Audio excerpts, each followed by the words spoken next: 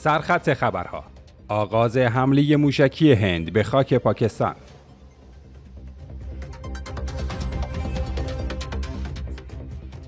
لاوروف: تقریباً تمام اروپا علیه روسیه می‌جنگند.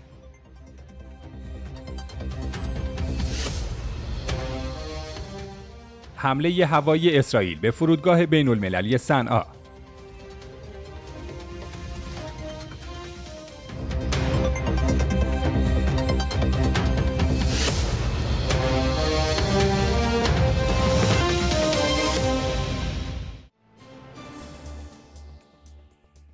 سلام، به کانال خبر فوری خوش آمدید.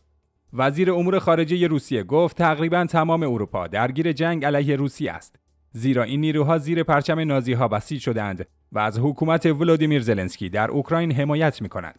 سرگئی لاوروف سه‌شنبه در آیین اهدای گل به بناهای یادبود ساختمان وزارت امور خارجه روسیه مربوط به پیروزی در آلمان نازی در جنگ جهانی دوم افزود: این کشورهای اروپایی هدف خود را تحمیل شکست استراتژیک به ما در میدان نبرد اعلام کردند، همانطور که در طرح عملیات خود انجام دادند. وی افزود: اوکراین سربازانی را راهی جنگ می‌کند که نشانهای لشکرهای نازی را بر آستین‌های خود دارند. لاوروف افزود نه تنها حفظ یاد قهرمانان جنگ جهانی دوم که آینده و توسعه فعلی روسیه و همچنین توسعه دهه‌ها و قرن‌های آینده را تضمین کردند، بلکه به یاد آوردن تجربه دیپلماتیک و درس‌های آن وقایع نیز بسیار مهم است. وزیر امور خارجه روسیه در ادامه یادآور شد اسناد طبقه بندی شده پیش از این با پیشبینی تدارکات برخی کشورها و عمدتاً انگلیس برای عملیات غیرقابل تصور حمله به اتحاد جماهیر شوروی و تحمیل شکست استراتژیک به این کشور همراه بود.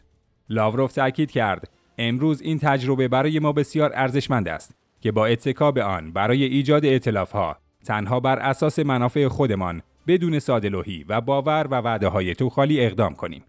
این همان موضوعی است که ولادیمیر پوتین رئیس جمهور روسیه اخیراً در یکی از مصاحبه‌های خود در مورد آن صحبت کرده است. دولت هند میگوید به 9 نقطه در پاکستان و بخش کشمیر تحت کنترل این کشور حمله کرده است.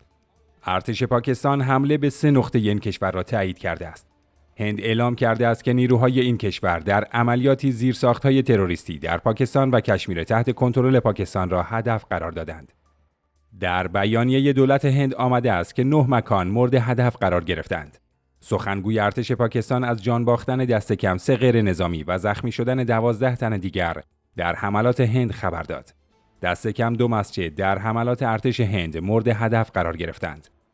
وی خاطر نشان کرد ما در حال آماده سازی شرایط برای پاسخ به حمله امشب هند هستیم. سخنگوی ارتش پاکستان اعلام کرد که از شرق هند نیروگاه برق مظفرآباد کشمیر پاکستان مورد حمله موشکی قرار گرفته است. سخنگوی ارتش پاکستان اعلام کرده که این کشور به این حمله موشکی پاسخ خواهد داد. ارتش هند با صدور بیانیه‌ای اعلام کرد ما در انتخاب اهداف و روش اجرای عملیات امشب در پاکستان خویشتن‌داری قابل توجهی از خود نشان داده‌ایم. دهلی نو از عدم تمایل خود به تشدید تنش‌ها در منطقه خبر داد. دولت هند مدعی است اقدامات ما علیه پاکستان سنجیده، متمرکز و غیر تشدید کننده بود.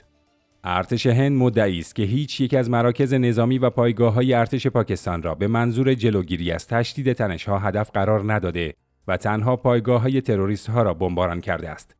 دقایق پیش بود که خبرگزاری رویترز از شنیده شدن صدای چندین انفجار در مظفرآباد کشمیر خبر داده بود.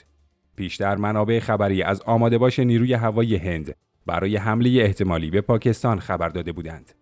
این تحرکات در بحبوحه تشدید تنش‌های این کشور اتمی با همسایه اتمی خود پاکستان پس از حمله اخیر در پهلگام منطقه کشمیر انجام شد که با 26 کشته خونین‌ترین حمله به غیر نظامیان در کشمیر طی 25 سال گذشته لقب گرفت.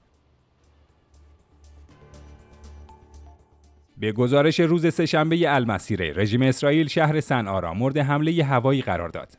گزارش‌ها حاکی است که رژیم اسرائیل علاوه بر فرودگاه بین‌المللی صنعا، پایگاه هوایی الدلیمی در شمال پایتخت و کارخانه سیمان عمران را نیز هدف قرار داده است. منابع رسانه‌ای اسرائیل میگویند به فرودگاه صنعا دست کم 15 حمله هوایی صورت گرفته است. ساعتی پیش رسانه‌های عربی به نقل از شبکه کان اسرائیل گزارش دادند که ارتش اشغالگر تهدید کرده است به فرودگاه بین‌المللی صنعا حمله هوایی خواهد کرد. شبکه الجزیره در این باره گزارش داد که به دنبال این حمله هوایی متجاوزانه ستون‌هایی از دود از فرودگاه صنعا به آسمان برخاست. در همین پیوند کانال 14 اسرائیل اعلام کرد که بنیامین نتانیاهو برای نظارت بر عملیات حمله به فرودگاه صنعا دقایق پیش به مقر وزارت امنیت اسرائیل در تل‌آویو وارد شد. این در حالی است که برخی منابع خبری از حمله همزمان هواپیماهای رژیم اسرائیل به سایر شهرهای یمن خبر دادند. این حملات پس از آن صورت می‌گیرد که پیش از ظهر یکشنبه یحیی سری سخنگوی نیروهای مسلح یمن در بیانیه‌ای اعلام کرد که در چارچوب حمایت از ملت فلسطین و محکومیت نسل‌کشی مردم غزه توسط اسرائیل، نیروهای موشکی یمن در یک عملیات نظامی فرودگاه بنگوریون واقع در منطقه یافای تل‌آویو را هدف قرار داد.